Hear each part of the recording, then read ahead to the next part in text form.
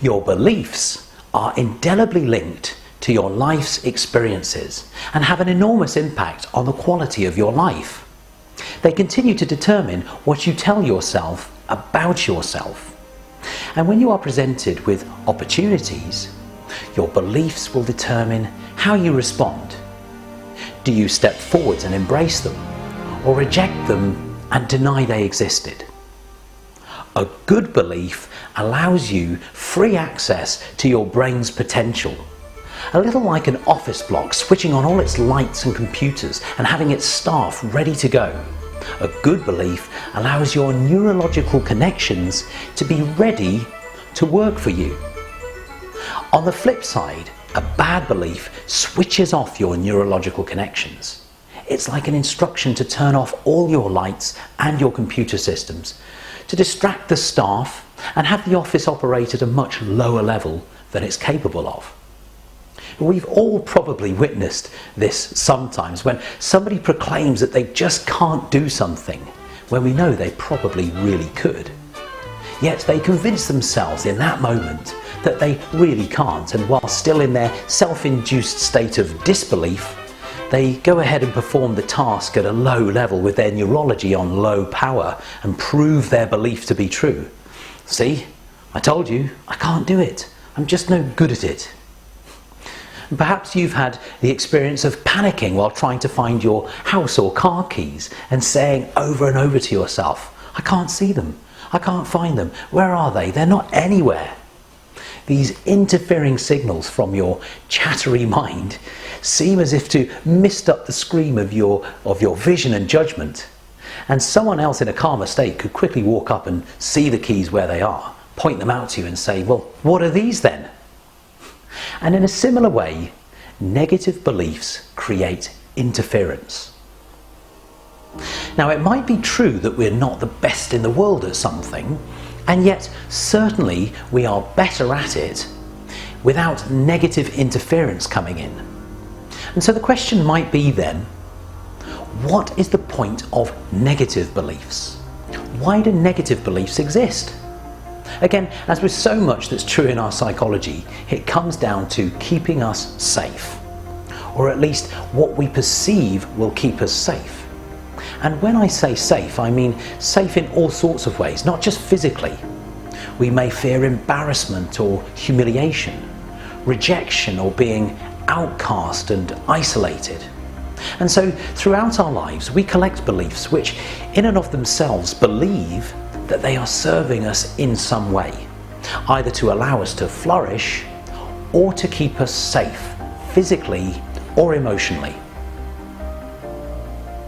A person might ask, where do beliefs come from? And as you know from your own life experience, you've had a great array of influences stemming right back to your birth. Parents, grandparents, siblings, teachers and friends, and the array of media that surrounds us. However, your beliefs are formed not directly from these influences, but by your own interpretation of those influences and your decisions about what things mean. Imagine, if you will, two 7-year-old girls, twins, and they have very different responses to the same incident. They're performing in a school play one afternoon, and in one fateful moment, one of them falls over in a rather dramatic way. She's not hurt, and it leads to some laughter in the audience. That little girl might decide that this laughter means the audience is happy, and she was able to make them laugh. Now, to her mind, she has interpreted this as a positive experience and starts to develop the belief that, hey, I can make people laugh. I can make people happy. Now imagine for a moment that we switch sisters and the same incident happens, but to the other sister. This sister sits there and starts to think, this means people are staring at her, laughing at her. They think she's silly or clumsy. She feels scared, embarrassed and humiliated. Now in time, these two girls' interpretations lead them to having very different beliefs. The first girl believes that she is funny and she can help other people to feel good. She believes that people like her more because of this and feels encouraged to explore performing more. Later in life, she loves giving presentations, maybe in business meetings. She feels confident speaking to an audience, and this helps her career and helps her to bring about a great deal of satisfaction. The second sister decides that she hates performing. She believes she's no good at presenting either. Later in life, she finds herself in a job where she has to make the occasional presentation, which she dreads. On the day of the presentation, she feels panicky and fearful, and after her presentation is over, she swears she'll never do it again. Now, it's not the events in our lives, but our interpretation of those events that creates our beliefs. It's what we tell ourselves about those things and what they mean to us or about us.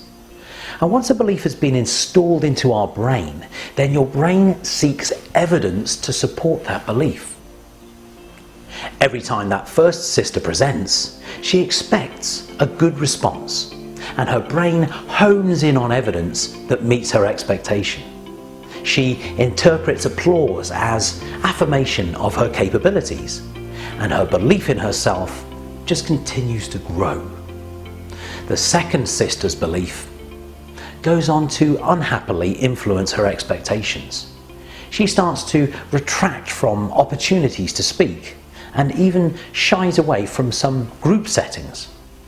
So because she misses out on these opportunities, she meets fewer people and makes fewer friends than her sister. She starts to believe that she is perhaps less popular or likable. So in a nutshell, your beliefs are really decisions about what things mean. When you have a belief that you can do something, then your brain offers up its potential to you, allowing you free access to the needed brain cell networks. If you don't believe you can do something, then your brain sees this as an instruction to shut down those brain cell networks. Either way, it's likely that you're going to prove that your belief is true, whatever belief that is. And the very fact that you have created your beliefs means that you can change them.